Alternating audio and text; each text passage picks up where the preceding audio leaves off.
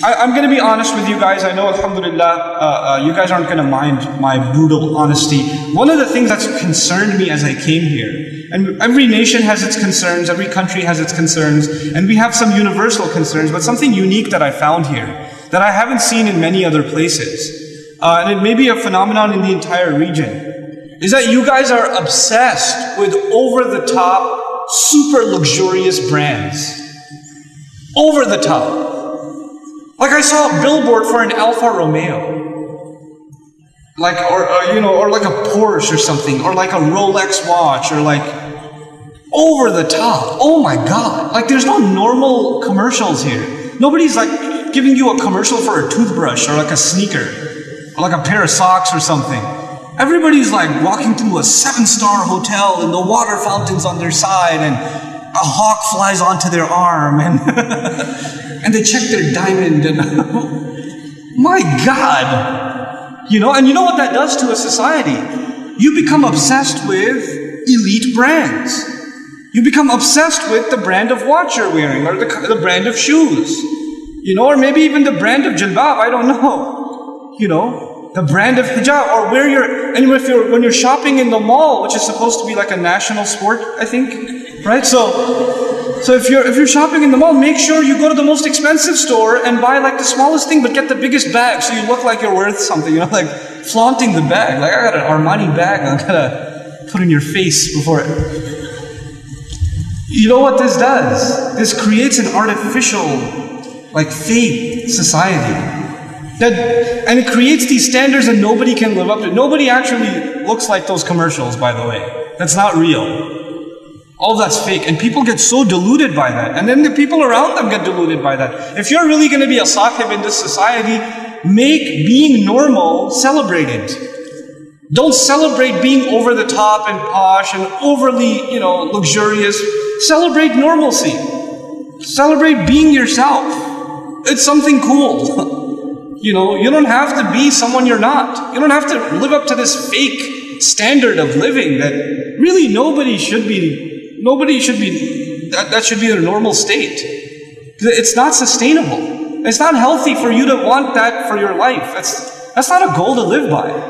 And by the way, if that's your goal, like you're always going to be smiling and like checking your brand name watch, and then flipping on the giant screen TV, and overlooking the balcony of this amazing hotel, and jump into the swimming pool and all of that. If that's the life you're dreaming about, you're going to live a miserable life.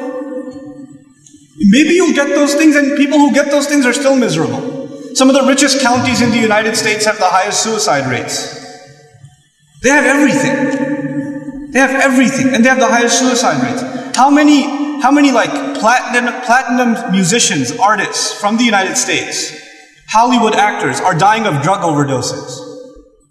They're so depressed with reality that they want to drug themselves up so they don't have to face reality. And they're killing themselves over it.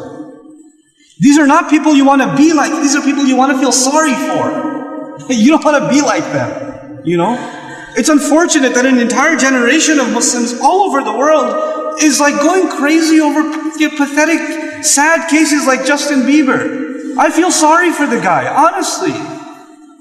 Honestly, I feel sorry for him. He's a kid. And they've set him up to, they've put this like, crazy world around him, and people are like crying and like they're having spiritual experiences when he walks by and stuff. Like, why?